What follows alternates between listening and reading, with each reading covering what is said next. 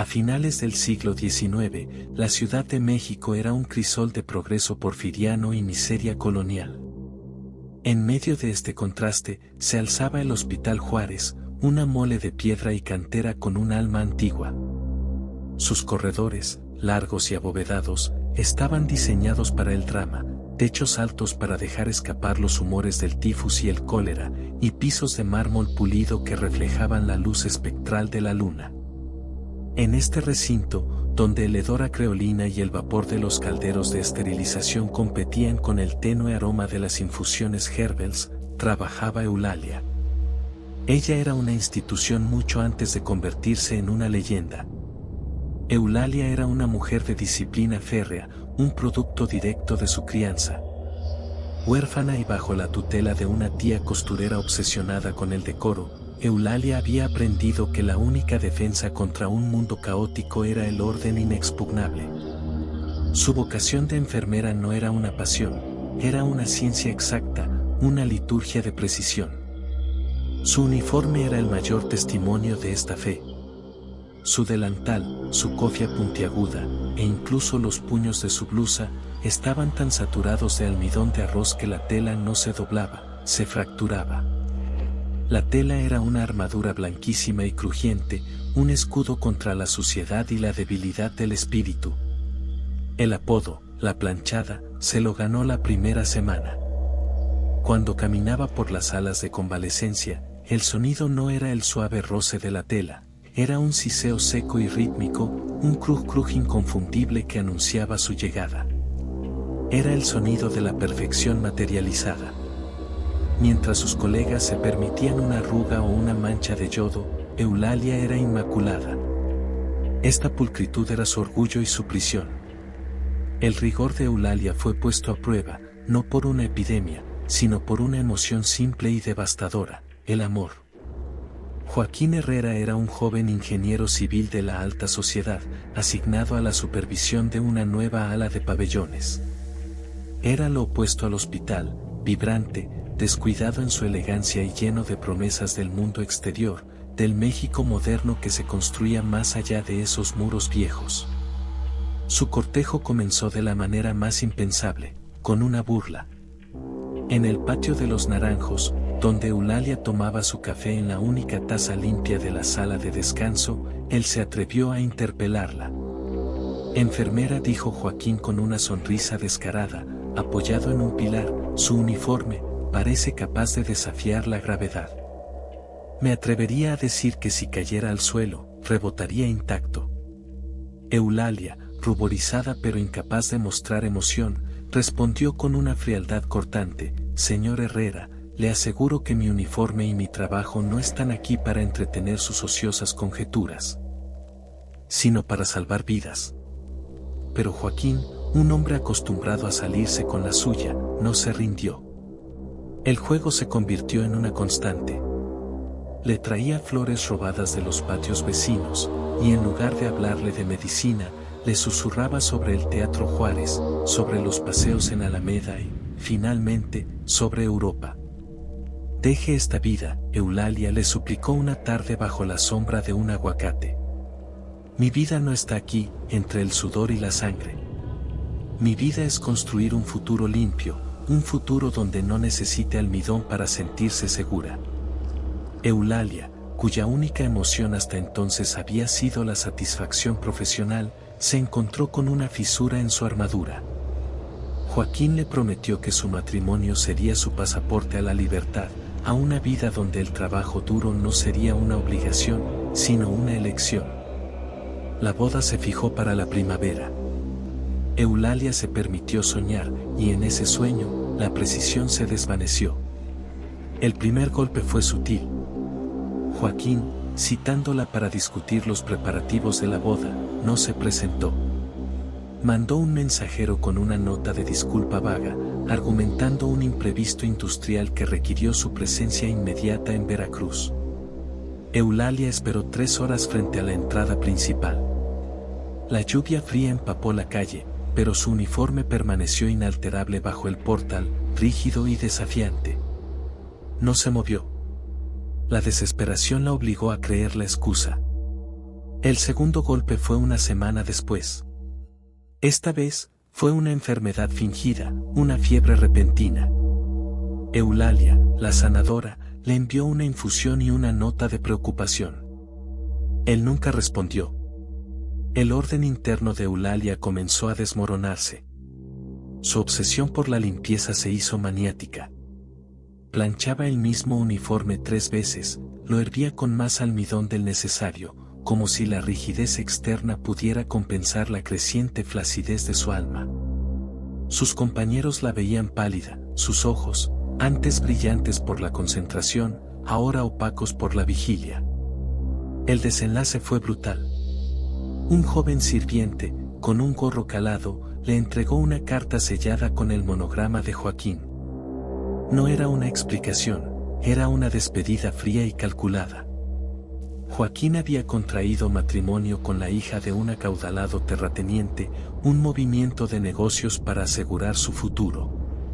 El adjunto era un cheque por una cantidad irrisoria, una limosna para compensar la molestia. Eulalia leyó la misiva de pie, frente a la vitrina de medicamentos. El texto no provocó lágrimas, sino un vacío absoluto. El cruje de su propio cuerpo le sonó a burla, a una condena autoinfligida. Su disciplina se había roto. Su mente, antes una máquina de precisión, se convirtió en una bruma de dolor y resentimiento. El dolor de Eulalia se tradujo en una apatía profesional letal. Ya no sentía la vocación, solo el resentimiento. Se movía por inercia, un autómata vestido de blanco. La sala de tifoidea era la más temida del hospital. Los gemidos y el delirio llenaban el aire, y el personal trabajaba al límite del colapso.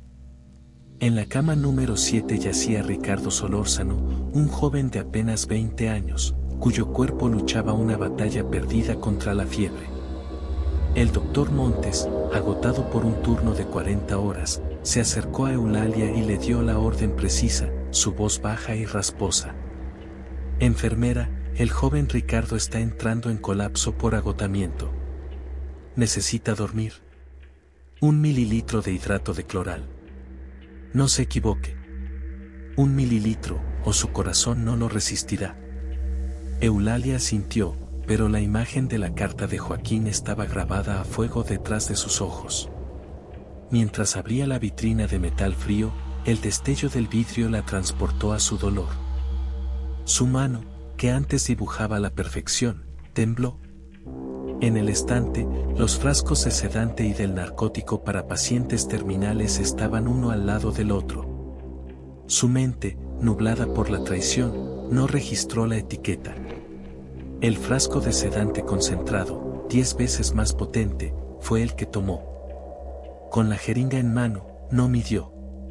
Solo extrajo el líquido hasta que la punta del émbolo tocó su límite. La dosis era masiva. Su dolor la había vuelto ciega y negligente. Se acercó a Ricardo, cuyo rostro era un rictus de agonía. El cruje de su delantal sonó en el silencio del pabellón. La aguja entró con la precisión habitual, pero la sustancia era veneno puro. Ricardo exhaló un sutil suspiro, y su cuerpo se relajó de forma antinatural. Eulalia, convencida de que lo había calmado, arropó al joven con el mismo cuidado meticuloso de siempre y regresó a su puesto, su mente aún perdida en el recuerdo del hombre que la había destruido. El joven Ricardo fue encontrado muerto al amanecer. La autopsia fue clara, sobredosis. El escándalo sacudió al hospital. Eulalia fue interrogada. Se defendió con apatía, simplemente repitiendo la orden del doctor y su acción, incapaz de confesar la verdad, que había matado a un paciente por estar más concentrada en su propio dolor que en su deber sagrado. El hospital dictaminó negligencia por fatiga y la suspendió. Pero Eulalia sabía que era algo peor, culpa mortal. Regresó a su cuarto, pero no encontró paz. El cruje de sus uniformes la torturaba. Se convirtió en la voz silenciosa del joven Ricardo, un eco constante de su error. Lavaba, hervía y almidonaba sin cesar, intentando, en vano, limpiar una mancha que estaba en su conciencia, no en la tela. Dejó de alimentarse. Las semanas se convirtieron en un tormento de vigilia y almidón. Su cuerpo, debilitado por el hambre y la angustia, no pudo resistir la exposición constante a los patógenos. El tifo, la misma enfermedad que había combatido en otros, se apoderó de ella. Murió sola, en su cama, lejos de los muros del hospital, rodeada de sus uniformes blancos, apilados como sábanas mortuorias. No hubo nadie para sostener su mano. Su último pensamiento no fue para Joaquín, sino para el joven Ricardo, cuyo rostro pálido se convirtió en su única condena. Su alma se negó a ascender, quedando atrapada en el único lugar donde podía reparar su falta, el hospital. La noche siguiente a la muerte de Eulalia, el aire cambió en el Hospital Juárez. El celador de guardia, don Ramón, un hombre rudo, juró haber visto algo en la sala de cirugía. Era una enfermera, tartamudeó. Pero su uniforme, Dios mío, era de un blanco que dolía a la vista, tan tieso que se movía sin arrugas. Y al caminar, sonaba un cruz cruz como si pasara sobre papel de China. Era la planchada. Su condena no era la venganza, sino el servicio eterno. Su espectro, anclado por la culpa y la vocación, regresó para compensar el único error que había cometido en vida. Se manifestó en los pabellones de madrugada, siempre a la hora más crítica, cuando los pacientes estaban al borde y el personal humano, rendido. La planchada se convirtió en la guardiana de los desahuciados, la enfermera milagrosa que aparecía para corregir los errores que ella misma había cometido. El caso del niño tísico 1898, el joven Antonio, desahuciado por la tuberculosis, agonizaba.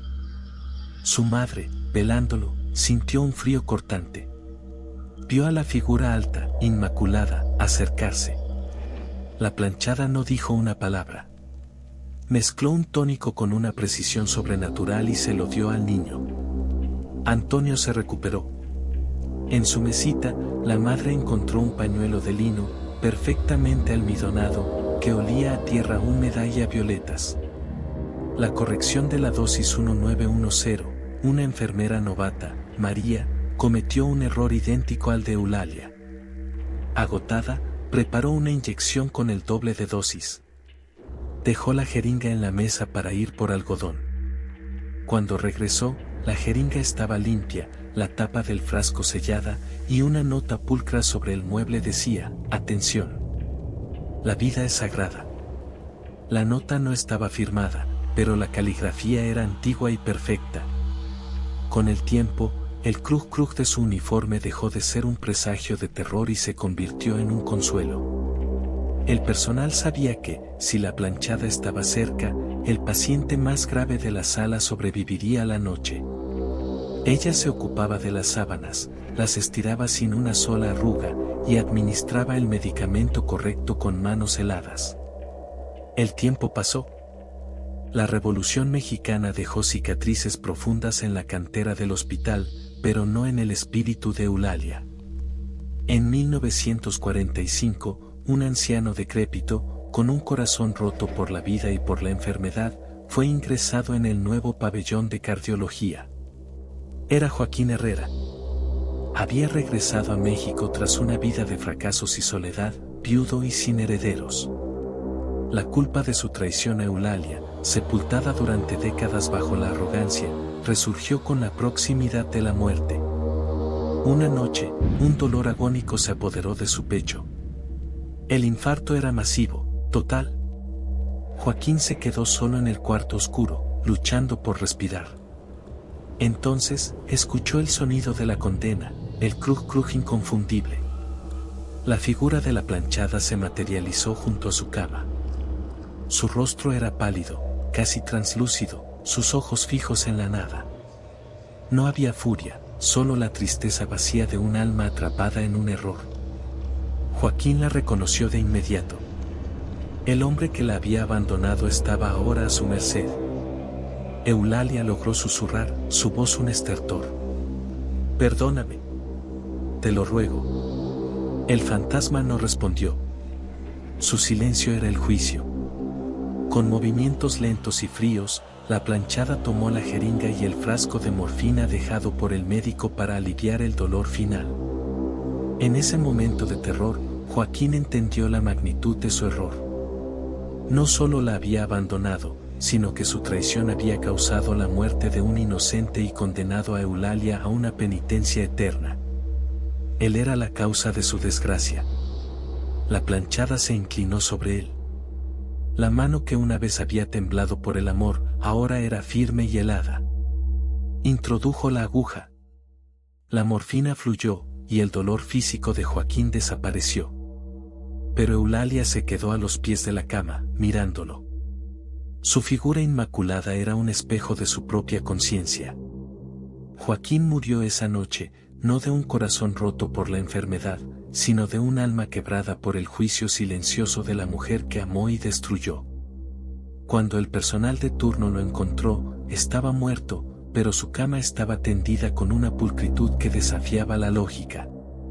Las sábanas, sin una sola arruga, eran el sello final de la planchada. El Hospital Juárez ha sido reconstruido, modernizado, y ha sobrevivido a terremotos. Pero la leyenda persiste. La planchada ya no es solo un fantasma, es el arquetipo de la ética profesional y la advertencia silenciosa para todas las enfermeras y doctores. El Krug Krug ya no es una historia para asustar a los novatos, sino el sonido de la conciencia.